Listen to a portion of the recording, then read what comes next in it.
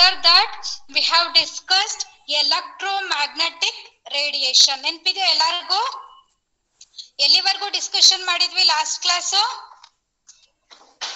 In the last class we have discussed so what is spectroscopy. ಹಾಗಾದ್ರೆ spectroscopy ಅಂದ್ರೆ ಎಲ್ಲರಿಗೂ ಗೊತ್ತಾಗಿದೆ. So what is spectroscopy ಅಂದ್ರೆ what is your answer? It is the interaction between the matter and electromagnetic radiation ಅಂತ ಓದ್ಕೊಂಡಿದ್ವಿ. So matter ಅಂದ್ರೆ ಏನು ಅಂತ ಅನ್ಕೊಂಡಿದ್ವಿ ಇಲ್ಲಿ?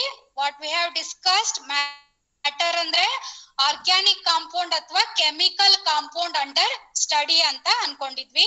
So interaction between the electromagnetic radiation and chemical compound. ಈ ತರ ಇಂಟ್ರಾಕ್ಷನ್ ಮಾಡೋದ್ರಿಂದ ವಾಟ್ ಈಸ್ ಯುವರ್ ರಿಸಲ್ಟ್ ಅಂದ್ರೆ what you are telling? Result ಏನ್ ಬರುತ್ತೆ ಇದರಿಂದ?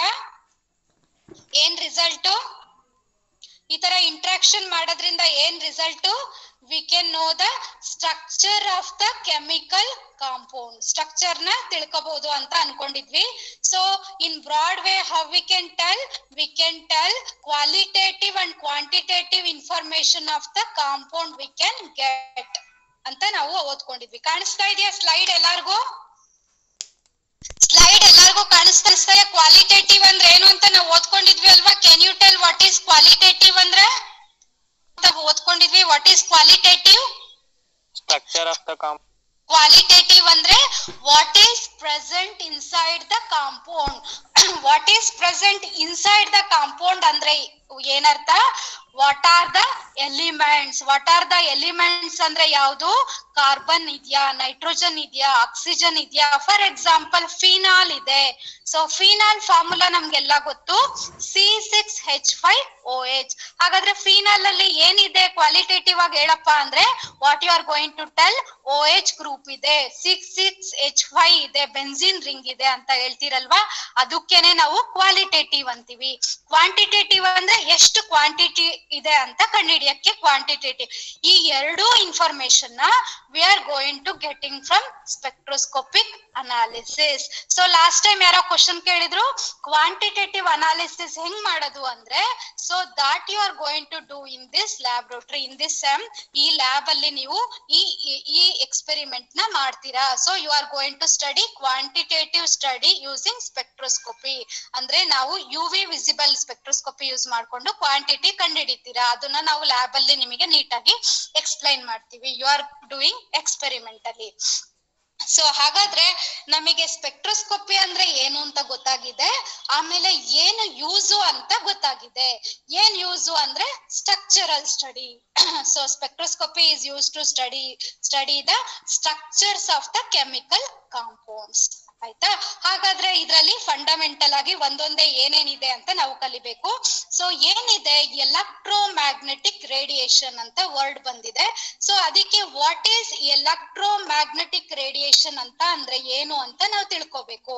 ಸೊ ಎಲೆಕ್ಟ್ರೋಮ್ಯಾಗ್ನೆಟಿಕ್ ರೇಡಿಯೇಷನ್ ಅಂದ್ರೆ ಏನು ಅಂದ್ರೆ the radiation which consist electric field and magnetic field. ಏನಿರುತ್ತಂತೆ ಎಲೆಕ್ಟ್ರೋಮ್ಯಾಗ್ನೆಟಿಕ್ ರೇಡಿಯೇಷನ್ಸ್ ಅಲ್ಲಿ? ಎಲೆಕ್ಟ್ರಿಕ್ ಫೀಲ್ಡ್ ಇರುತ್ತೆ, ಮ್ಯಾಗ್ನೆಟಿಕ್ ಫೀಲ್ಡ್ ಇರುತ್ತೆ. ಹೆಂಗಿರುತ್ತೆ ಅಂದ್ರೆ they are acting perpendicular to each other ಅಂತ ನಾವು ಹೇಳ್ಬೋದು. ಹಾಗಾದ್ರೆ give example for electromagnetic radiations ಅಂದ್ರೆ ನೀವ್ ಹೇಳ್ಬೋದು. Can you tell the examples? ಹಾಗಾದ್ರೆ ಎಲೆಕ್ಟ್ರೋಮ್ಯಾಗ್ನೆಟಿಕ್ ರೇಡಿಯೇಷನ್ಸ್ ಗೆ ಎಕ್ಸಾಂಪಲ್ಸ್ ಹೇಳ್ಬೋದಾ ನೀವು? What are the examples for electromagnetic radiations? ಹೇಳ್ತೀರಾ ಯಾರಾದ್ರೂ? IR ರೇಡಿಯೇಷನ್, UV ರೇಡಿಯೇಷನ್ ಅಲ್ವಾ? IR ಅಂದ್ರೆ infrared radiation, microwave radiation, UV visible radiations, okay, gamma rays, X rays, ಇವನ್ನೆಲ್ಲ ನಾವು ಏನಂತ ಕರಿತೀವಿ? ಎಲೆಕ್ಟ್ರೋಮ್ಯಾಗ್ನೆಟಿಕ್ ರೇಡಿಯೇಷನ್ಸ್ ಅಂತ ಕಾಮನ್ ಆಗಿ ಕರಿತೀವಿ. ಸೊ ಈ ರೇಡಿಯೇಷನ್ಸ್ ಅಲ್ಲಿ ಏನಿರುತ್ತಂತೆ? Electric field, magnetic field acting ಆಗ್ತಾ ಇರುತ್ತೆ. ಅದಕ್ಕೆ ಅಂತ ರೇಡಿಯೇಷನ್ ನ ಎಲೆಕ್ಟ್ರೋಮ್ಯಾಗ್ನೆಟಿಕ್ ರೇಡಿಯೇಷನ್ಸ್ ಅಂತ ಕರಿತೀವಿ. ಸೊ ಈ ರೇಡಿಯೇಷನ್ ನ ನಾವು ಯೂಸ್ ಮಾಡ್ಕೊಂಡು we are finding the structures of the chemical compound. ಹಾಗಾದ್ರೆ ನೀವು ಕೇಳ್ಬೋದು ಹೇಗೆ, ಏನು, ಹೆಂಗ್ ಬರುತ್ತೆ ಅಂತ. ಅದನ್ನೆಲ್ಲ ನಾವು ನಿಧಾನಾಗಿ ಸ್ಟೆಪ್ ಬೈ ಸ್ಟೆಪ್ ಕಲಿತಾ ಹೋಗ್ತೀವಿ. ಓಕೆ, ಹಾಗಾದ್ರೆ ಈ ಎಲೆಕ್ಟ್ರೋಮ್ಯಾಗ್ನೆಟಿಕ್ ರೇಡಿಯೇಷನ್ಸ್ ಅಂತ ಏನು ಅಂತ ಕಲ್ತ ಮೇಲೆ so we are going to study ಹಾಗಾದ್ರೆ ಏನು ಎಲೆಕ್ಟ್ರೋಮ್ಯಾಗ್ನೆಟಿಕ್ ರೇಡಿಯೇಷನ್ ಅಂತ ಓದ್ಕೊಂಡ್ವಿ. ಹಾಗಾದ್ರೆ ನೆಕ್ಸ್ಟ್ ಏನಿದೆ, ಸೊ ಹಾಗಾದ್ರೆ ಅಡ್ವಾಂಟೇಜಸ್ ಆಫ್ ದಿಸ್ ಸ್ಪೆಕ್ಟ್ರೋಸ್ಕೋಪಿ. ಹಾಗಾದ್ರೆ ಅಡ್ವಾಂಟೇಜಸ್ ಏನು ಅಂತ ನಾವ್ ಇವತ್ತು ನೋಡ್ಕೊಳ್ಳೋಣ. ಏನ್ ಅಡ್ವಾಂಟೇಜಸ್ ಅಂದ್ರೆ, ಮೇಡಮ್ ಇದನ್ನ ನಾವು ಲ್ಯಾಬ್ ಅಲ್ಲೇ ಸ್ಟ್ರಕ್ಚರ್ ನ ನಾವು ನೋಡ್ಕೋಬಹುದಲ್ಲ ಕೆಮಿಕಲ್ ಕಾಂಪೌಂಡ್ಸ್. ಈ ತರ ಸ್ಪೆಕ್ಟ್ರೋಸ್ಕೋಪಿ ಅಂತ ಯೂಸ್ ಮಾಡಿ ಯಾಕೆ ನಾವು ಸ್ಪೆಕ್ಟ್ರೋಸ್ಕೋಪಿಗೆ ಹೋಗ್ಬೇಕು, ಲ್ಯಾಬ್ ಅಲ್ಲೇ ನಾವು ಸ್ಟ್ರಕ್ಚರ್ ನ ಕಂಡುಹಿಡಿತೀವಿ ಅಂತ ಕೇಳ್ಬೋದು ನೀವು. ಲಾಸ್ಟ್ ಸೆಮಿಸ್ಟರ್ ಅಲ್ಲಿ ನೀವು ಲ್ಯಾಬ್ ಅಲ್ಲೇ ಸ್ಟ್ರಕ್ಚರ್ ನ ಫೈಂಡ್ ಔಟ್ ಮಾಡಿದೀರಾ. ನೆನೆಸ್ಕೊಳ್ಳಿ, ಯೂರಿಯಾ ಕೊಟ್ಟಿದ್ದಾರೆ, ನೈಟ್ರೋಬೆನ್ ಯೂರಿಯಾ ಕೊಟ್ಟಿದ್ರು. ಏನೇನ್ ಟೆಸ್ಟ್ ಮಾಡಿದ್ರಿ ನೀವು? ನೆನ್ಪಿದ್ಯಾ ಯಾರ್ಗ? ಅದ್ರಲ್ಲಿ ಸ್ಪ್ಯಾಚುಲಾದಲ್ಲಿ ಬರ್ನರ್ಗೆ ಹಿಡ್ದಿದ್ರಿ, ಅವಾಗ ಏನ್ ಬಂತು? ಸ್ಮೋಕಿ ಫ್ಲೇಮ್ ಬಂದ್ರೆ ಏನಂತ ಅನ್ಕೊಂತಿದ್ರಿ ಕಾಂಪೌಂಡ್ ನ? What you are going to tell? Compound ನ ಏನಂತಿದ್ರಿ ನೀವು? ನೆನ್ಪಿಲ್ವಾ? ಆಮೇಲೆ ನೀವು ಲ್ಯಾಸೆಂಜಸ್ ಟೆಸ್ಟ್ ಅಂತ ಮಾಡಿದ್ರಾ ಇಲ್ವಾ? ನೆನ್ಪಿದ್ಯಾ ಈಗಾದ್ರೂ? ಯಾವ್ಯಾವ್ದು ಎಲಿಮೆಂಟ್ಸ್ ನ ಟೆಸ್ಟ್ ಮಾಡಿದ್ರಿ? Nitrogen test, sulphur test, halogen test, ಇವೆಲ್ಲ ಮಾಡಿದ್ರಿ ಅಲ್ವಾ ಲ್ಯಾಬ್ ಅಲ್ಲಿ? ನೆನ್ಪಿದ್ಯಾ? ಎಲ್ಲ ಸ್ಟೆಪ್ಸ್ ನೀವು ಸ್ಟ್ರಕ್ಚರ್ ಕಂಡುಹಿಡಿಯಕ್ಕೆ ಅಂದ್ರೆ. ಆದ್ರೆ ಲ್ಯಾಬ್ ಅಲ್ಲಿ you are going to take the time, at least half an hour ಅಥವಾ 1 hour ಟೈಮ್ ನ ತಗೊಳ್ತಿದ್ರಿ, ಹೌದಾ ಇಲ್ವಾ? ಈ ಎಲ್ಲಾ ಟೆಸ್ಟ್ ಮಾಡಕ್ಕೆ ಎಷ್ಟು ಟೈಮ್ ತಗೊಳ್ತಿದ್ರಿ ನೀವು? ನೆನ್ಪಿದ್ಯಾ? 10 minutes ಟೆಸ್ಟಿಗೆ sodium fusion wasting the compound ಅಂದ್ರೆ ಒಂದು. ಆದ್ರೆ ಈ ತರ ಸ್ಪೆಕ್ಟ್ರೋಸ್ಕೋಪಿ ಯೂಸ್ ಮಾಡಿ, so you have to know what are the advantages. First ನಾವು ಅಡ್ವಾಂಟೇಜಸ್ ಓದ್ಕೊಂಡು ಆಮೇಲೆ ಸ್ಪೆಕ್ಟ್ರೋಸ್ಕೋಪಿ ಒಳಗಡೆ ಹೋಗೋಣ. ನಾವು ಹೆಂಗೆ ಸ್ಟ್ರಕ್ಚರ್ ಡಿಟರ್ಮೈನ್ ಮಾಡ್ತೀವಿ, ಓಕೆ, ಅದನ್ನೆಲ್ಲ ನಾವು ಕಲಿತಾ ಹೋಗೋಣ. ಓಕೆ. ಸೊ ಹಾಗಾದ್ರೆ ಅಡ್ವಾಂಟೇಜಸ್ ಏನು? ಅದರ್ ಕನ್ವೆನ್ಷನಲ್ ಮೆಥಡ್ಸ್ ಗಿಂತ ಸ್ಪೆಕ್ಟ್ರೋಸ್ಕೋಪಿಕ್ ಆಗಿ ಸ್ಟಡಿ ಮಾಡೋದ್ರಿಂದ ಏನ್ ಅಡ್ವಾಂಟೇಜಸ್ ಅಂತ ನೋಡ್ಕೊಳ್ಳಿ. ಫಸ್ಟ್ ಅಡ್ವಾಂಟೇಜಸ್, ಇದನ್ನ ಹೇಳಿಲ್ಲ ಅಲ್ವಾ ನಿಮಗೆ ಲಾಸ್ಟ್ ಕ್ಲಾಸ್ ನಾನು? ಒನ್ ನೋಡ್ಕೊಳ್ಳಿ. ಹಿಟ್ ರಿಕ್ವೈರ್ ಕಾಣಿಸ್ತಾ ಇದೆಯಾ ಸ್ಲೈಡ್? ಎಲ್ಲಾರ್ಗೂ ಸ್ಲೈಡ್ ಕಾಣಿಸ್ತಾ ಇದೆ? ಏನಿದೆ ಫಸ್ಟ್ ಅಡ್ವಾಂಟೇಜ್ ನೋಡಿ. It require short time and information obtained is a permanent record ಅಂತ ಇದೆ. ಸೊ ಇಲ್ಲಿ ಏನು ಅಂಡರ್ಲೈನ್ ಮಾಡ್ಕೋಬೇಕಂದ್ರೆ, ಇಟ್ ರಿಕ್ವೈರ್ ಶಾರ್ಟ್ ಟೈಮ್ ಎಷ್ಟು ಬೇಕಂತ ಇದಕ್ಕೆ? ಶಾರ್ಟ್ ಟೈಮ್ ಅಂದ್ರೆ ಎಷ್ಟು ಗೊತ್ತಾ? 10 minutes ಅಥವಾ 5 minutes. ವಿತಿನ್ ಎ 5 minutes ಅಥವಾ 10 minutes ಅಲ್ಲಿ ನಿಮಗೆ ಕೊಟ್ಟಿರೋ ಅನ್ನೌನ್ ಕಾಂಪೌಂಡ್ ಅಲ್ಲಿ ಯಾವ ಎಲಿಮೆಂಟ್ಸ್ ಇದೆ, ಡಬಲ್ ಬಾಂಡ್ ಇದೆಯಾ, ಫಂಕ್ಷನಲ್ ಗ್ರೂಪ್ ಯಾವ್ದಿದೆ, ಅದನ್ನ ಎಲ್ಲ ಕಂಡುಹಿಡಿಬಹುದಂತೆ. Using which technique? Spectroscopic technique. ಹಾಗಾದ್ರೆ ಅಡ್ವಾಂಟೇಜ್, ಫಸ್ಟ್ ಅಡ್ವಾಂಟೇಜ್ ನೋಟ್ ಮಾಡ್ಕೊಳ್ಳಿ. What is the first advantage?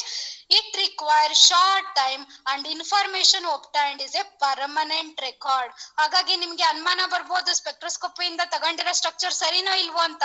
ಇಲ್ಲ, ಅದು 100% ಅಕ್ಯುರೇಟ್ ರಿಸಲ್ಟ್ ಕೊಡುತ್ತೆ. ಸ್ಪೆಕ್ಟ್ರೋಸ್ಕೋಪಿ ಏನ್ ಕೊಡುತ್ತೆ? 100% ಅಕ್ಯುರೇಟ್ ಸ್ಟ್ರಕ್ಚರ್ ಕೊಡುತ್ತೆ. ಅದಕ್ಕೆ ಫಸ್ಟ್ ಒನ್ ಅಡ್ವಾಂಟೇಜಸ್ ಏನಿದೆ ನೋಡಿ. ಇಟ್ ರಿಕ್ವೈರ್ ಶಾರ್ಟ್ ಟೈಮ್ ಅಂದ್ರೆ ಎಷ್ಟು ಅಂತ ಕೇಳಿದ್ರೆ, ಓನ್ಲಿ 5 minutes ಅಥವಾ 10 minutes ಅಲ್ಲಿ you can tell what is the structure ಅಂದ್ರೆ ಏನು ಅಂತ ಗೊತ್ತಾಗಿದೆ ಅಲ್ವಾ? ಸ್ಟ್ರಕ್ಚರ್ ಅಂದ್ರೆ ಏನು ಅಂದ್ರೆ, ಯಾವ ಎಲಿಮೆಂಟ್ಸ್ ಇದೆ, ಕಾಂಪೌಂಡ್ ಅಲ್ಲಿ ಡಬಲ್ ಬಾಂಡ್ ಇದೆಯಾ, ಯಾವ ಫಂಕ್ಷನಲ್ ಗ್ರೂಪ್ ಇದೆ, ಅದನ್ನೆಲ್ಲ ಅನ್ನೌನ್ ಕಾಂಪೌಂಡ್ ಕೊಟ್ರೆ ನೀವು 10 ಅಥವಾ 5 minutes ಅಲ್ಲಿ you can tell what is the structure. ಹಾಗಾದ್ರೆ ಫಸ್ಟ್ ಅಡ್ವಾಂಟೇಜ್ ಎಲ್ಲರಿಗೂ ಗೊತ್ತಾಯ್ತಾ ಎಲ್ಲಾರ್ಗು? What is second advantage is a very small quantity of the sample is required for the analysis.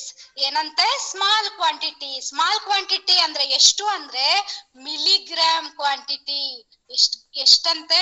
Milligram. ml ಆದ್ರೆ only 0.5 ml ಅಥವಾ 1 ml ಒಳಗಡೆನೆ ಇರುತ್ತೆ. ಹಾಗಾದ್ರೆ second advantage ಏನು ಅಂದ್ರೆ ವೆರಿ ಸ್ಮಾಲ್ ಕ್ವಾಂಟಿಟಿ. ನೀವು ಲ್ಯಾಬ್ ಅಲ್ಲೂ ಈ ತರ ಅನಾಲಿಸಿಸ್ ಮಾಡಿದೀರಾ, ಆದ್ರೆ ಲ್ಯಾಬ್ ಅಲ್ಲಿ ನೀವು ಲೆಕ್ಕ ಇಲ್ದಷ್ಟು ಕಾಂಪೌಂಡ್ ನ ವೇಸ್ಟ್ ಮಾಡ್ತೀರಾ, ಟೈಮು ಜಾಸ್ತಿ ಕನ್ಸ್ಯೂಮ್ ಆಗುತ್ತೆ. ಆದ್ರೆ ಈ ಸ್ಪೆಕ್ಟ್ರೋಸ್ಕೋಪಿಕ್ ಟೆಕ್ನಿಕ್ಸ್ ಅಲ್ಲಿ ಏನಂತೆ? It require very small quantity of the sample. ಹಾಗಾದ್ರೆ ಸ್ಮಾಲ್ ಕ್ವಾಂಟಿಟಿ ಅಂದ್ರೆ ಎಷ್ಟು ಅಂತ ನಾನು ಹೇಳ್ತಾ ಇದ್ದೀನಿ. ಎಷ್ಟಂತೆ ಸ್ಯಾಂಪಲ್ ಕ್ವಾಂಟಿಟಿ ತಗೊಳ್ಳೋದಿಲ್ಲಿ? How much? ತಗೊಳ್ತಾರೆ.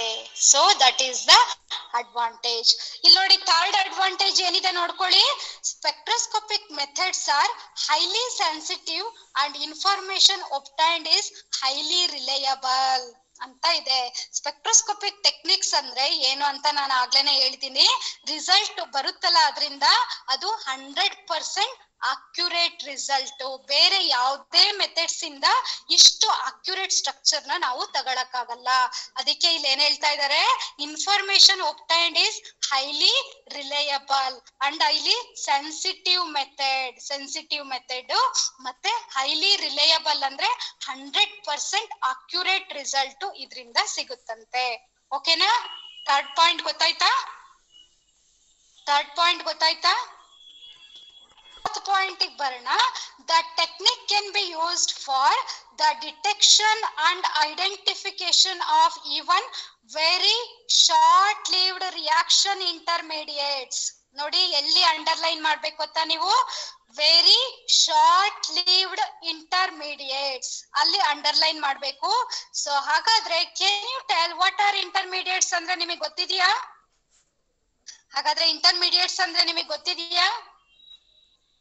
ಇಂಟರ್ಮೀಡಿಯೇಟ್ಸ್ ಅಂದ್ರೆ ರಿಯಾಕ್ಟೆಂಟ್ ಏನಾಗಿ ಕನ್ವರ್ಟ್ ಆಗತ್ತೆ? ಪ್ರಾಡಕ್ಟ್ ಆಗಿ ಕನ್ವರ್ಟ್ ಆಗತ್ತೆ.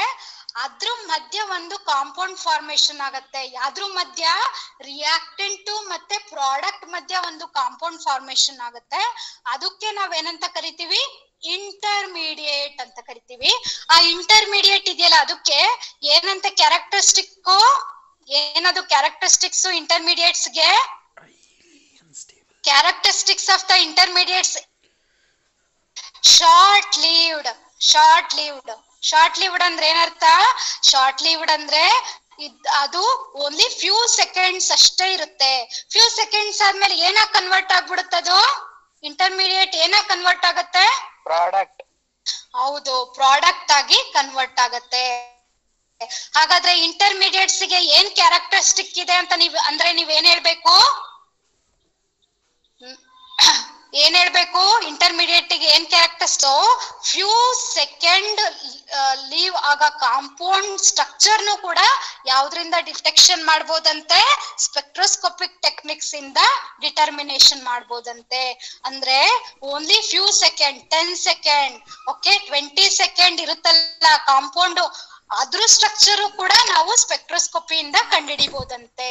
ಸೊ ಹಾಗಾದ್ರೆ ಇಂಟರ್ಮೀಡಿಯೇಟ್ಸ್ ಅಂದ ತಕ್ಷಣ ಆರ್ಗ್ಯಾನಿಕ್ ಕೆಮಿಸ್ಟ್ರಿಯಲ್ಲಿ carbocation, carbon ion, free radical ಇವೆಲ್ಲ ನೆನ್ಪಿರ್ಬೇಕಲ್ವಾ ನಿಮ್ಗೆ?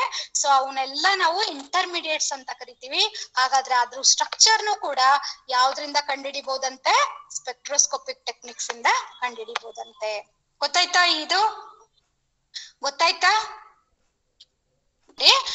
Very important. During the analysis, compound is not generally affected chemically and can therefore recover the sample. ಏನ್ ಮಾಡ್ಬೋದಂತೆ? recover the sample. So can you tell what is chemically affected ಅಂದ್ರೆ ಏನರ್ಥ? Chemically affect ಆಗ್ತಿಲ್ವಂತೆ compound. ನೋಡಿ ಇಲ್ಲಿ during the analysis ಅಂದ್ರೆ ನಾವು spectroscope ಇರ್ತೀವಲ್ಲ ಅವಾಗ compound is not generally affected chemical ಆಗಿ ಅದು ಅಫೆಕ್ಟ್ ಆಗಲ್ವಂತೆ. What is the meaning of chemical ಆಗಿ ಅಫೆಕ್ಟ್ ಆಗಲ್ಲ ಅಂದ್ರೆ ಏನರ್ಥ? ರಿಯಾಕ್ಟ್ ಆಗಲ್ಲ ಅಂದ್ರೆ ನಾವು ಒಂದು ಕಾಂಪೌಂಡ್ ಕೊಟ್ಟಿರ್ತೀವಿ ಸ್ಟ್ರಕ್ಚರ್ ಕಂಡಿಡ್ದು ಕೊಡಿ ಅಂತ, ಅದೇನಾದ್ರೂ ಸ್ಪೆಕ್ಟ್ರೋಸ್ಕೋಪಿ ಸ್ಟಡಿ ಮಾಡುವಾಗ ಇನ್ನೊಂದಾಗಿ ಕನ್ವರ್ಟ್ ಆಗ್ಬಿಟ್ರೆ ನಾವೇನಾದ್ರೂ ಸ್ಟ್ರಕ್ಚರ್ ನ ಸ್ಟಡಿ ಮಾಡಕ್ ಆಗುತ್ತಾ? ಇಲ್ಲ. ಹಾಗಾಗಿ ಆ compound chemically is not affected ಅಂದ್ರೆ ಏನರ್ಥ ಅಂದ್ರೆ ಆ ಕಾಂಪೌಂಡ್ ಇನ್ನೊಂದು ಕಾಂಪೌಂಡ್ ಆಗಿ ಕನ್ವರ್ಟ್ ಆಗಲ್ಲ, ಅದು ಸ್ಟೇಬಲ್ ಇರುತ್ತೆ ಸ್ಪೆಕ್ಟ್ರೋಸ್ಕೋಪಿಕ್ ಟೆಕ್ನಿಕ್ ಅಲ್ಲಿ. And can be recovered the sample. ಆ ಸ್ಯಾಂಪಲ್ ನ ನಾವು ರಿಕವರಿ ಮಾಡ್ಬೇಕು ಅಂದ್ರೆ ಏನರ್ಥ ಅಂದ್ರೆ ನಾವು ಸ್ಪೆಕ್ಟ್ರೋಸ್ಕೋಪಿ ಸ್ಟಡಿ ಮಾಡಕ್ಕೆ ಕಾಂಪೌಂಡ್ ನ ಒಂದು ಸಾಲ್ವೆಂಟ್ ಅಲ್ಲಿ ಡಿಸಾಲ್ವ್ ಮಾಡಿರ್ತೀವಿ. ಆ ಸಾಲ್ವೆಂಟ್ ಇಂದ ನಾವು ಕಾಂಪೌಂಡ್ ನ ವಾಪಸ್ ತಕ್ಕಬಹುದು. ನಾವು ಯಾವ ಕಾಂಪೌಂಡ್ ಕೊಟ್ಟಿರ್ತೀವೋ ಅದೇ ಕಾಂಪೌಂಡ್ ವಾಪಸ್ ಬರುತ್ತೆ ಅಷ್ಟೇ. ಸ್ವಲ್ಪ ಮಾಸ್ ಅಲ್ಲಿ ಒಂಚೂರು ಡಿಸ್ಟರ್ಬ್ ಆಗ್ಬೋದು ಹೊರತು ಕೆಮಿಕಲ್ ಆಗಿ ಏನು ಅಫೆಕ್ಟ್ ಆಗಿರಲ್ವಂತೆ. ಹಾಗಾದ್ರೆ ಈ ಅಡ್ವಾಂಟೇಜ್ ನಿಮಗೆ ಗೊತ್ತಾಯ್ತಾ? ಏನರ್ಥ, ನಾವು ಕಾಂಪೌಂಡ್ ಎಷ್ಟು ಕೊಟ್ಟಿರ್ತೀವೋ ಅಷ್ಟನ್ನೇ ವಾಪಸ್ ತಗೋಬಹುದಂತೆ, ಎಲ್ಲೋ ಸ್ವಲ್ಪ ಮಾಸ್ ಲಾಸ್ ಆಗಿರ್ಬೋದು ಅಷ್ಟೇ. ಓಕೆ, ಇಟ್ ಈಸ್ ನಾಟ್ ನಾವು ಯಾವ ಕಾಂಪೌಂಡ್ ಕೊಟ್ಟಿರ್ತೀವೋ ಅದೇ ಕಾಂಪೌಂಡ್ ನ ವಾಪಸ್ ತಗೋಬಹುದು. ಅದ್ರ ಜೊತೆಗೆ ಏನ್ ತಗೋಬಹುದು, ಅದ್ರ ಜೊತೆಗೆ ಏನ್ ಸಿಗುತ್ತೆ ನಮಗೆ ಕಾಂಪೌಂಡ್? ಸ್ಟ್ರಕ್ಚರ್. ನೀವೊಬ್ರೇ ಮಾತಾಡ್ತಾ ಇದ್ದೀರಾ, ಬೇರೆಯವರೆಲ್ಲ ಎಲ್ಲೋ ಕಲ್ಲಿ ಅಫೆಕ್ಟೆಡ್ ಅಂದ್ರೆ ಕಾಂಪೌಂಡ್ ಅದು ಏನಾಗೂ ಕನ್ವರ್ಟ್ ಆಗಿರಲ್ಲ. ನಾವು ಹೆಂಗೆ ಕಾಂಪೌಂಡ್ ನ ಸ್ಟಡಿ ಮಾಡಕ್ಕೆ ಕೊಟ್ಟಿರ್ತೀವೋ ಹಾಗೆ ನಾವು ವಾಪಸ್ನ ತಗೋಬಹುದು. ಓಕೆ, ಎಷ್ಟು ಅಡ್ವಾಂಟೇಜ್ ಅಲ್ವಾ ಇದು? ಅಲ್ವಾ? ಅಡ್ವಾಂಟೇಜ್ ಅಲ್ವಾ? ಹೌದು ಅಲ್ವಾ? ಸ್ಪೆಕ್ಟ್ರೋಸ್ಕೋಪಿಕ್ ಟೆಕ್ನಿಕ್ ಅಲ್ಲಿ ಕಾಂಪೌಂಡ್ ವೇಸ್ಟ್ ಆಗಲ್ವಂತೆ. Chemically it is not affected, therefore it is recovered. Okay, we can recover the sample. Mass ಅಲ್ಲಿ ಸ್ವಲ್ಪ ಎಲ್ಲೋ ವ್ಯತ್ಯಾಸ ಆಗ್ಬೋದು. ಓಕೆ, ನೀವು 1 ಗ್ರಾಮ್ ಕೊಟ್ಟಿದ್ರೆ 0.9 ಗ್ರಾಮ್ ಬರ್ಬೋದು, ಬರ್ಲಿ ಬಿಡಿ, ಆದ್ರೂ ಎಷ್ಟು ಅಡ್ವಾಂಟೇಜ್ ಅಲ್ವಾ ಅದು. ಓಕೆ, ನೆಕ್ಸ್ಟ್ ನೋಡಿ, ಲಾಸ್ಟ್ ಅಡ್ವಾಂಟೇಜ್ ನೋಡ್ಕೊಳ್ಳಿ. What is the last advantage is the rate of the reaction and mechanism of the product formation can be determined by continuous analysis. ನೋಡಿ, ಇದು ಒಂದು ಅಡ್ವಾಂಟೇಜ್ ಇದೆಯಂತೆ. ಸೊ ನಿಮ್ಗೆ ರೇಟ್ ಅಂದ್ರೆ ಏನ್ ನೆನಪಾಗುತ್ತೆ? ಫಿಸಿಕಲ್ ಕೆಮಿಸ್ಟ್ರಿಯಲ್ಲಿ ಏನ್ ನೆನಪಾಗುತ್ತೆ? ರೇಟ್ ಅಂದ್ರೆ ಯಾವ ಚಾಪ್ಟರ್ ನೆನಪಾಗ? Kinetics of the reaction. ಹಾಗಾದ್ರೆ ಏನ್ ಸ್ಟಡಿ ಮಾಡ್ಬೋದಂತೆ? Rate of the reaction. ಹಾಗಾದ್ರೆ can you tell what is rate of the reaction ಅಂದ್ರೆ ನೀವೇನ್ ಹೇಳ್ಬೋದು? What is the rate of the reaction ಅಂದ್ರೆ ನೀವೇನ್ ಹೇಳ್ಬೋದು? Decreasing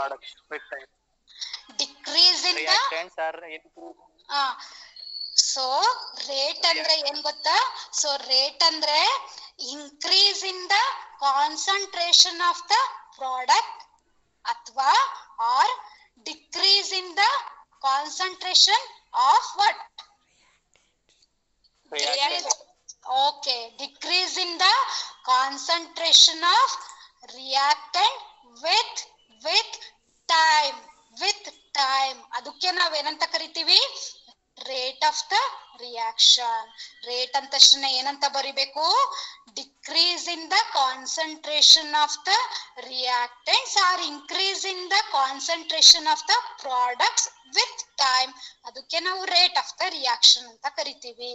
so using spectroscopic techniques we can determine rate of the reaction. ಹೆಂಗೆ ಅಂದ್ರೆ ಸ್ವಲ್ಪ ಎಲ್ಲ ರಿಯಾಕ್ಟೆಂಟ್ ನ ಮಿಕ್ಸ್ ಮಾಡಿ ಸ್ಪೆಕ್ಟ್ರೋಸ್ಕೋಪಿಕ್ ಕೊಡೋದು, 5 ನಿಮಿಷ ಆದ್ಮೇಲೆ ಅದು ಸ್ವಲ್ಪ ತಗೊಳ್ಳೋದು, ಕಂಡುಹಿಡಿಯೋದು, 10 ನಿಮಿಷ ಆದ್ಮೇಲೆ ತಗೊಳ್ಳೋದು, ಕಂಡುಹಿಡಿಯೋದು. ಸೊ ನೀವು ಕೈನೆಟಿಕ್ಸ್ ನ ಸ್ಟಡಿ ಮಾಡಿದೀರಾ. ಸೊ ಈ ತರ ಕಂಟಿನ್ಯೂಸ್ ಅನಾಲಿಸಿಸ್ ಅಂದ್ರೆ ಏನಂದ್ರೆ 5 ಮಿನಿಟ್ಸ್ ಆದ್ಮೇಲೆ ಎಷ್ಟು ಪ್ರಾಡಕ್ಟ್ ಫಾರ್ಮೇಶನ್, 10 ಮಿನಿಟ್ಸ್ ಆದ್ಮೇಲೆ ಎಷ್ಟು ಪ್ರಾಡಕ್ಟ್ ಫಾರ್ಮೇಶನ್, 15 ಮಿನಿಟ್ಸ್ ಆದ್ಮೇಲೆ ಎಷ್ಟು ಪ್ರಾಡಕ್ಟ್, ಇದನ್ನೆಲ್ಲ ಎಲ್ಲಿ ಸ್ಟಡಿ ಮಾಡ್ಬೋದಂತೆ? ಸ್ಪೆಕ್ಟ್ರೋಸ್ಕೋಪಿಕ್ ಟೆಕ್ನಿಕ್ಸ್ ಇಂದ ಸ್ಟಡಿ ಮಾಡ್ಬೋದಂತೆ. ಹಾಗಾದ್ರೆ ಸೋ ಮಚ್ ಆಫ್ ಅಡ್ವಾಂಟೇಜ್ ಇದೆ ಅಲ್ವಾ ಸ್ಪೆಕ್ಟ್ರೋಸ್ಕೋಪಿ ಇಂದ, ಅಲ್ವಾ? So you are getting the question of 4 marks in the examination. Write the advantages of spectroscopic techniques. Idralli if you write 4 or 5 you are going to get 4 marks. ಹೌದಾ? ಹಾಗಾದ್ರೆ ಎಲ್ಲರಿಗೂ ಗೊತ್ತಾಯ್ತಾ advantage? ಎಲ್ಲರಿಗೂ ಗೊತ್ತಾಯ್ತಾ advantages? What is the first advantage ಅಂದ್ರೆ ಏನರ್ಥ? Short time. It require short time. ಸುಮ್ನೆ simple ಆಗಿ ಹೇಳ್ಬೇಕು ಅಂದ್ರೆ ಏನರ್ಥ? First advantage it require short time. ಗೊತ್ತಾಯ್ತಾ ಇದು? ನೆಕ್ಸ್ಟ್ ಅಡ್ವಾಂಟೇಜ್ ಏನು? Very small quantity of the sample. Third advantage highly reliable. Fourth advantage short lived intermediates can be studied. Fifth advantage not chemically affected, therefore recovered. Sixth ಏನು? rate of the reaction can be studied. ಹಾಗಾದ್ರೆ ಇವನ್ನೆಲ್ಲ ಹೆಂಗ್ ಮಾಡೋದು, ಏನ್ ಮಾಡೋದು ಅಂತ next ನೀವು ಇದನ್ನೆಲ್ಲ ಸ್ಟಡಿ ಮಾಡ್ತಾ ಹೋಗ್ತೀರಾ. So these are the advantages of spectroscopic techniques compare to other conventional methods. ಹಾಗಾದ್ರೆ ಎಲ್ಲಾರ್ಗೂ ಗೊತ್ತಾಯ್ತಾ ಅಡ್ವಾಂಟೇಜಸ್? ಎಲ್ಲಾರು ನೋಟ್ ಮಾಡ್ಕೊಂಡ್ರ ಒಂದ್ ಕಡೆ? ನೆಕ್ಸ್ಟ್ ಕ್ಲಾಸ್ ಅಲ್ಲಿ question spectroscopic advantages. So we are going to study. ಹಾಗಾದ್ರೆ ನಾವು ನೆಕ್ಸ್ಟ್ ಏನ್ ಸ್ಟಡಿ ಮಾಡ್ತೀವಿ ಅಂದ್ರೆ 1 by 1 ಫಂಡಮೆಂಟಲ್ ಅಂದ್ರೆ ಬೇಸಿಕ್ ಬೇಸಿಕ್ ವರ್ಡ್ಸ್ ಇನ್ ಸ್ಪೆಕ್ಟ್ರೋಸ್ಕೋಪಿನ ಸ್ಟಡಿ ಮಾಡ್ತಾ ಆಮೇಲೆ ಸ್ಪೆಕ್ಟ್ರೋಸ್ಕೋಪಿ ಒಳಗಡೆ ಹೋಗ್ಬೇಕು. ಹಾಗಾದ್ರೆ ಬೇಸಿಕ್ ವರ್ಡ್ಸ್ ಯಾವುದು ಅಂದ್ರೆ, ಬೇಸಿಕ್ ವರ್ಡ್ ಯಾವುದು ಅಂದ್ರೆ ಇಲ್ಲಿ ಸ್ಪೆಕ್ಟ್ರೋಸ್ಕೋಪಿಲಿ electromagnetic radiation. So basic word ಯಾವ್ದು ಇಲ್ಲಿ? Electromagnetic radiation. ಹಾಗಾದ್ರೆ ಎಲೆಕ್ಟ್ರೋಮ್ಯಾಗ್ನೆಟಿಕ್ ರೇಡಿಯೇಷನ್ ಅಂದ ತಕ್ಷಣನೇ, ಸೊ ರೇಡಿಯೇಷನ್ ಅಂದ ತಕ್ಷಣನೇ so some characteristics are present in electromagnetic radiation. ಹಾಗಾದ್ರೆ ಕ್ಯಾರೆಕ್ಟರಿಸ್ಟಿಕ್ಸ್ ಯಾವುದು ಅಂತ ನಿಮಗೆಲ್ಲ ಗೊತ್ತಿರ್ಬೋದಲ್ವಾ? ಸೊ ಕ್ಯಾರೆಕ್ಟರಿಸ್ಟಿಕ್ಸ್ ಯಾವುದು? ಒಂದ್ ರೇಡಿಯೇಷನ್ ಅಥವಾ ಒಂದ್ ಲೈಟ್ ವೇವ್, ಒಂದ್ ವೇವ್ ಲೆಂತ್ ಇರುತ್ತೆ, ಫ್ರೀಕ್ವೆನ್ಸಿ ಇರುತ್ತೆ, ವೇವ್ ನಂಬರ್ ಇರುತ್ತೆ. So these terms are very important to study spectroscopy. ಯಾಕೆ ಈ ಫಂಡಮೆಂಟಲ್ ವರ್ಡ್ ಬೇಕು ಅಂತ ನಿಮಗೆ ನೆಕ್ಸ್ಟ್ ಗೊತ್ತಾಗುತ್ತೆ. ಓಕೆ, ಹಾಗಾದ್ರೆ ನಾವು ಒಂದಿಷ್ಟು ಫಂಡಮೆಂಟಲ್ ವರ್ಡ್ಸ್ ನ ಸ್ಟಡಿ ಮಾಡ್ಬೇಕು. ಸೊ ಅವೆಲ್ಲ ಏನು ಅಂತ ನಾನು ಇಲ್ಲಿ ಸ್ಲೈಡ್ ಅಲ್ಲಿ ಹಾಕಿದೀನಿ. ಕಾಣಿಸ್ತಾ ಇದೆಯಾ ಎಲ್ಲಾರ್ಗೂ? ಕಾಣಿಸ್ತಾ ಇದೆಯಾ? Yes, ma'am. ಓಕೆ, ಹಾಗಾದ್ರೆ ಟರ್ಮ್ಸ್ ಇನ್ವಾಲ್ವ್ಡ್ ಇನ್ ಸ್ಪೆಕ್ಟ್ರೋಸ್ಕೋಪಿ ಅಥವಾ terms involved in electromagnetic radiation ಅಂದ್ರೆ ವೇವ್ ಲೆಂತ್. ವೇವ್ ಲೆಂತ್ ಅನ್ನೋ ವರ್ಡ್ ಎಲ್ಲಾರು ಕೇಳಿರ್ಬೋದಲ್ವಾ ಇಷ್ಟೊತ್ತಿಗೆ? From PU classes you are learning wavelength. Wavelength ನ ಯಾವ ತರ ರೆಪ್ರೆಸೆಂಟ್ ಮಾಡ್ತೀವಿ ಅಂದ್ರೆ ನೀವ್ ಏನ್ ಹೇಳ್ತೀರಾ? ಲ್ಯಾಂಬ್ಡಾ. ವೇವ್ ಲೆಂತ್ ನ ಯಾವ ತರ ರೆಪ್ರೆಸೆಂಟ್ ಮಾಡ್ತೀವಿ? ಅಲ್ಲ. ಹಾಗಾದ್ರೆ ವೇವ್ ಲೆಂತ್ ನಮ್ಗೆ ಇದೆಲ್ಲ ಗೊತ್ತಿದೆ ಅಂದ್ರು ಒಂದ್ಸಲಿ ನೋಡ್ಕೋಬೇಕು, ಒಂದ್ಸಲಿ ನಾವು ನೆನೆಸ್ಕೋಬೇಕು ವೇವ್ ಲೆಂತ್ ಅಂದ್ರೆ ಏನು ಅಂತ. ಸೊ ವೇವ್ ಲೆಂತ್ ಅಂದ್ರೆ ಏನು? Distance between the crust to crust or distance between the trough to trough in a wave is called wavelength. ಗೊತ್ತಾಯ್ತಾ? ಏನಂತೆ ವೇವ್ ಲೆಂತ್ ಅಂದ್ರೆ ಏನರ್ಥ? Distance between the crust to crust or distance between the trough to trough. ಹಾಗಾದ್ರೆ madam crest ಅಂದ್ರೇನು, trough ಅಂದ್ರೇನು, ಇದೆಲ್ಲ ನಿಮಗೆ ಗೊತ್ತಿದೆಯಾ? Crest to trough. ಹಾಗಾದ್ರೆ ಒಂದ್ಸಲಿ ನೋಡ್ಕೊಂಡ್ಬಿಡ್ತೀರಾ? ಸೊ ನೋಡಿ ಇಲ್ಲಿ ಮೇಲೆ ಈ ತರ ಬರ್ತಾ ಇದೆಯಲ್ಲ, ಅದನ್ನೆಲ್ಲ ನಾವು ಏನಂತ ಕರಿತೀವಿ? ಕ್ರಸ್ಟ್. ನೋಡಿ ವೇವ್ ಲೆಂತ್ ಇಲ್ಲಿ ತೋರಿಸಿದೀನಲ್ಲ, ಕ್ರಸ್ಟ್ ಟು ಕ್ರಸ್ಟ್ ಅಂದ್ರೆ ಇದು, ಕೆಳಗಡೆ ಇದ್ರೆ ಟ್ರಫ್ ಟು ಟ್ರಫ್. ಸೊ ಹಾಗಾದ್ರೆ crest to crest, trough to trough distance ನ ನಾವೇನಂತ ಕರಿತೀವಿ? ವೇವ್ ಲೆಂತ್ ಅಂತ ಕರಿತೀವಿ. ನೀವು ಫಿಸಿಕ್ಸ್ ಓದಿರೋದ್ರಿಂದ ವೇವ್ ಅಲ್ಲಿ ಕ್ರಸ್ಟ್ ಇರುತ್ತೆ, ಟ್ರಫ್ ಇರುತ್ತೆ, ಇದೆಲ್ಲ ನಿಮಗೆ ಗೊತ್ತಿದೆ. ಹಾಗಾಗಿ ನಾನು ಹೇಳ್ಬೋದು. ಓಕೆನಾ? ಪ್ರಾಬ್ಲಮ್ ಇಲ್ವಾ? ಗೊತ್ತಾಗ್ತಾ ಇದೆಯಾ? Distance between crest to crest or distance between trough to trough is called wavelength. ಹಾಗಾದ್ರೆ ಯೂನಿಟ್ ಎಲ್ಲಾರ್ಗೂ ಗೊತ್ತಿರ್ಬೋದು. ವಾಟ್ ಇಸ್ ದ ಯೂನಿಟ್ ಅಂತ ತಕ್ಷಣ ಏನ್ ಹೇಳ್ಬೇಕು? ಮೀಟರ್, ನ್ಯಾನೋಮೀಟರ್, ಆಂಸ್ಟ್ರಾಮ್, ಇವೆಲ್ಲ ಯಾವ್ದ್ರ ಯೂನಿಟ್ ಅಂತೆ? Wave length. ಹಾಗಾದ್ರೆ ಫ್ರೀಕ್ವೆನ್ಸಿ ಅಂದ್ರೆ ಗೊತ್ತಿದ್ಯಾ ಎಲ್ಲಾರ್ಗೂ? ಫ್ರೀಕ್ವೆನ್ಸಿ ಅಂದ್ರೇನು? Number of waves passing through the given point. ಅಂದ್ರೆ ಒಂದ್ ಪಾಯಿಂಟ್ ಮೂಲಕ ಎಷ್ಟು ವೇವ್ಸ್ ಪಾಸ್ ಆಗುತ್ತೋ ಅದನ್ನ ಫ್ರೀಕ್ವೆನ್ಸಿ ಅಂತ ಕರಿತೀವಿ. ಸೊ ಅದನ್ನ ಹೆಂಗೆ ರೆಪ್ರೆಸೆಂಟ್ ಮಾಡ್ತೀವಿ? ನ್ಯೂ ಅಂತ. NU new. ಅದ್ ಬರೆಯೋದ್ ಹೆಂಗೆ ಅಂದ್ರೆ ವಿ ತರ, ಸ್ವಲ್ಪ ವಿ ತರ ಬರಿಬೇಕು. ಸೊ ಅದನ್ನ ಏನಂತ ಕರಿತೀವಿ? ಫ್ರೀಕ್ವೆನ್ಸಿ ಅಂತ ಕರಿತೀವಿ. ಯೂನಿಟ್ ಏನು? ಸೈಕಲ್ಸ್ ಪರ್ ಸೆಕೆಂಡ್ ಅಥವಾ ಹರ್ಟ್ಸ್ ಅಂತ ಕರಿತೀವಿ. ಯೂನಿಟ್ ಸೈಕಲ್ಸ್ ಪರ್ ಸೆಕೆಂಡ್ ಅಥವಾ ಹರ್ಟ್ಸ್ ಅಂತ ಕರಿತೀವಿ. ಫ್ರೀಕ್ವೆನ್ಸಿ ಅಂದ್ರೆ ಏನು ಅಂತ ಎಲ್ಲಾರ್ಗೂ ಗೊತ್ತಾಯ್ತಾ?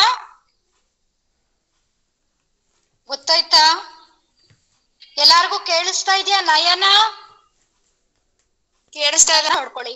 ನೆಕ್ಸ್ಟ್ ಇನ್ನೊಂದು ಇಂಪಾರ್ಟೆಂಟ್ ಟರ್ಮ್ ಯಾವುದು? Wave number. ವೇವ್ ನಂಬರ್ ಅಂದ್ರೆ ಏನು ಅಂದ್ರೆ number of waves passing through the given distance. ಅದನ್ನ ಏನಂತ ಕರಿತೀವಿ? ವೇವ್ ನಂಬರ್ ಅಂತ ಕರಿತೀವಿ. ವೇವ್ ನಂಬರ್ ಅಂದ್ರೆ ಒಂದ್ ಡಿಸ್ಟೆನ್ಸ್ ಮೂಲಕ ಎಷ್ಟು ವೇವ್ಸ್ ಪಾಸ್ ಆಗುತ್ತೋ ಅದನ್ನ ವೇವ್ ನಂಬರ್ ಅಂತ ಕರಿತೀವಿ. And it is proportional to lambda. Wavelength ಗೆ ಏನಾಗಿರುತ್ತೆ? Inversely proportional. ಹಾಗಾದ್ರೆ ಯೂನಿಟ್ ಅಂದ್ರೆ ಏನ್ ಹೇಳ್ಬೇಕು? ಯೂನಿಟ್ ಏನು ಅಂದ್ರೆ ಮೀಟರ್ ಇನ್ವರ್ಸ್ ಅಥವಾ ಸೆಂಟಿಮೀಟರ್ ಇನ್ವರ್ಸ್. ಅದಕ್ಕೆ ಏನಂತ ಕರಿತೀವಿ? ವೇವ್ ನಂಬರ್ ಅಂತ ಕರಿತೀವಿ. ಗೊತ್ತಾಯ್ತಾ ಎಲ್ಲಾರ್ಗೂ? ಗೊತ್ತಾಯ್ತಾ? ಅಂದ್ರೆ E is equal to H nu. ಎಲ್ಲಾರು ಒಂದ್ ಕಡೆ ಬರ್ಕೊಳ್ಳಿ ಸುಮ್ನೆ. What is the important relation ಅಂದ್ರೆ E is equal to H nu. ಹಾಗಾದ್ರೆ E ಅಂದ್ರೆ ಏನು ಅಂತ ನಿಮಗೆ ಗೊತ್ತಿದ್ಯಾ? What is E here? E ಅಂದ್ರೆ equal to small h nu. Okay, ಈ ರಿಲೇಷನ್ ಎಲ್ಲಾರ್ಗೂ ಗೊತ್ತಿರ್ಲೇಬೇಕು PCM ಅವ್ರಿಗೆ. E ಅಂದ್ರೆ ಏನು? ವಾಟ್ ಅಂದ್ರೆ ಏನು ಅಂದ್ರೆ ಎನರ್ಜಿ ಅಂದ್ರೆ ಏನು? ಎನರ್ಜಿ. ಅಂದ್ರೆ ಏನರ್ಥ? ಎಲ್ಲಾರ್ಗು ಕೇಳಿಸ್ತಾ ಇದೆಯಾ ನಾನು ಹೇಳೋದು? Very important relation. ಅದು ಸಿಂಪಲ್ ಆಗಿ ಕಾಣ್ಬೋದು, ಆದ್ರೆ ವೆರಿ ಇಂಪಾರ್ಟೆಂಟ್. ಇ ಅಂದ್ರೆ ಏನು? ಬೇರೆಯವ್ರು ಯಾರಾದ್ರೂ ಇದ್ರೆ ಹೇಳಿ, ಮಹಾದೇವ್ ಪ್ರಸಾದ್ ಬಿಟ್ಟು. Energy. Energy is equal to ಬರೆಯಕ್ ಬರುತ್ತಲ್ವಾ? ಬರ್ಕೊಂಡ್ರ ಇಸ್ ಈಕ್ವಲ್ ಟು ಎಲ್ಲಾರು? ನ್ಯೂ. ಎಚ್ ಅಂದ್ರೆ ಏನಿರ್ಬೋದು? ಸ್ಮಾಲ್ ಎಚ್ ಅಂದ್ರೆ ಏನಿರ್ಬೋದು? ಅದು ಪ್ಲಾಂಕ್ಸ್ ಕಾನ್ಸ್ಟೆಂಟ್. ನ್ಯೂ ಅಂದ್ರೆ ಏನಿರ್ಬೋದು? ಅದು ಫ್ರೀಕ್ವೆನ್ಸಿ. ಆಯ್ತಾ? E is equal to h nu. E is directly proportional to what? From this relation what you are going to get? E is directly proportional to what? Frequency. ಇದು ಒಂದ್ ಕಡೆ ಬರ್ಕೊಳ್ಳಿ, very important spectroscopy study ಮಾಡಕ್ಕೆ. E is directly proportional to frequency. ಹಂಗಂದ್ರೆ ಏನರ್ಥ? Energy is directly proportional to frequency of the radiation. ಹಾಗಾದ್ರೆ ಗೊತ್ತಾಯ್ತಾ? E is directly proportional to. ಹಾಗಾದ್ರೆ ಏನ್ ಅರ್ಥ ಡೈರೆಕ್ಟ್ಲಿ ಪ್ರಪೋರ್ಷನಲ್ ಅಂದ್ರೆ? What is the meaning of that? ಯಾವಾಗ ಎನರ್ಜಿ ಜಾಸ್ತಿ ಆಗುತ್ತೋ ಅವಾಗ ಫ್ರೀಕ್ವೆನ್ಸಿ ಏನಾಗತ್ತಂತೆ? ಜಾಸ್ತಿ ಆಗುತ್ತೆ. ಎನರ್ಜಿ ಜಾಸ್ತಿ ಆದ್ರೆ ಫ್ರೀಕ್ವೆನ್ಸಿನೂ ಜಾಸ್ತಿ ಆಗುತ್ತೆ, ಫ್ರೀಕ್ವೆನ್ಸಿ ಜಾಸ್ತಿ ಆದ್ರೆ ಎನರ್ಜಿ ಜಾಸ್ತಿ ಆಗುತ್ತೆ. So this is the relation. Okay, ಹಾಗಾದ್ರೆ ಇನ್ನೊಂದು ರಿಲೇಶನ್ ಇದೆ, ಬರ್ಕೊಳ್ಳಿ. ಏನದು ರಿಲೇಶನ್ ಅಂದ್ರೆ ನ್ಯೂ ಇಸ್ ಈಕ್ವಲ್ ಟು. ಹಾಗಾದ್ರೆ ನ್ಯೂ ಅಂದ್ರೆ ಎಲ್ಲಾರ್ಗು ಗೊತ್ತಾಗಿದ್ಯಾ? ನ್ಯೂ ಅಂದ್ರೆ ಏನು? ಸಿ ಇದೆಯಲ್ಲ, ಅದು ಸ್ಮಾಲ್ ಸಿ, ಕೆಳಗಡೆ ಲ್ಯಾಂಬ್ಡಾ. ಹಾಗಾದ್ರೆ ಬರ್ಕೊಂಡ್ರ ಎಲ್ಲಾರು ರಿಲೇಶನ್ ಏನದು? ಇನ್ನೊಂದು important relation, nu is equal to c divide by lambda. ಬರ್ಕೊಂಡ್ರ ಎಲ್ಲಾರು ರಿಲೇಶನ್? ಬರ್ಕೊಂಡ್ರ ಎಲ್ಲಾರು? ಎಲ್ಲಾರ್ಗು ಗೊತ್ತಾಗಿದ್ಯಾ ನ್ಯೂ ಅಂದ್ರೆ ಏನದು? Frequency. Is equal to small c ಅನ್ನಲ್ಲ, ಅದೇನಿರ್ಬೋದು? ಅದು ಸಿ ಸ್ಮಾಲ್ ಸಿ ಏನಿರ್ಬೋದು? Speed of light. Velocity of light. Small c ಇದೆಯಲ್ಲ, ಅದು ಏನರ್ಥ? ಅದು ಹಂಗಂದ್ರೆ velocity of light. C divide by lambda ಅಂತ ಇದೀನಿ. ಲ್ಯಾಂಬ್ಡಾ ಅಂದ್ರೆ ಏನಿರ್ಬೋದು? ಅದು ವೇವ್ ಲೆಂತ್. ಹಾಗಾದ್ರೆ ಈ ರಿಲೇಶನ್ ಇಂದ ನಮಗೆ ಒಂದು ಇಂಪಾರ್ಟೆಂಟ್ ರಿಲೇಶನ್ಶಿಪ್ ಗೊತ್ತಾಗ್ತಾ ಇದೆ. So what is that relation? ಹಾಗಾದ್ರೆ ಏನದು ರಿಲೇಶನ್ ಗೊತ್ತಾಗ್ತಾ ಇರೋದು ನಮಗೆ? The frequency increases, wavelength decreases. As wavelength increases, frequency decreases. Okay. ಹಾಗಾದ್ರೆ ರಿಲೇಶನ್ ನಾವು ಬರ್ಕೋಬೇಕು 1 ಡಿವೈಡ್ ಬೈ ಲ್ಯಾಂಬ್ಡಾ. ಆತರ ಬರ್ಕೊಂಡ್ರ ನೀವೆಲ್ಲರೂ? Nu is proportional to 1 by lambda. Okay, ಬರ್ಕೊಂಡ್ರ ಎಲ್ಲಾರು? Hello. Nu is inversely proportional to lambda. Okay, nu is inversely proportional to lambda. So ಹಾಗಾದ್ರೆ ಇವತ್ತು ಎರಡು ರಿಲೇಶನ್ ನಮಗೆ ಗೊತ್ತಾಗಿದೆ. ಸೊ ಎರಡು ರಿಲೇಶನ್ ಯಾವುದು ಅಂದ್ರೆ ನೀವು ಏನ್ ಹೇಳ್ಬೇಕು? ಈ ಕ್ಲಾಸ್ ಎರಡು ರಿಲೇಶನ್ ಯಾವುದು ಅಂದ್ರೆ ಏನ್ ಹೇಳ್ಬೇಕು? E is what? E is directly Nagveni, what you are Leelavati? After this, what we are going to study is electromagnetic spectrum.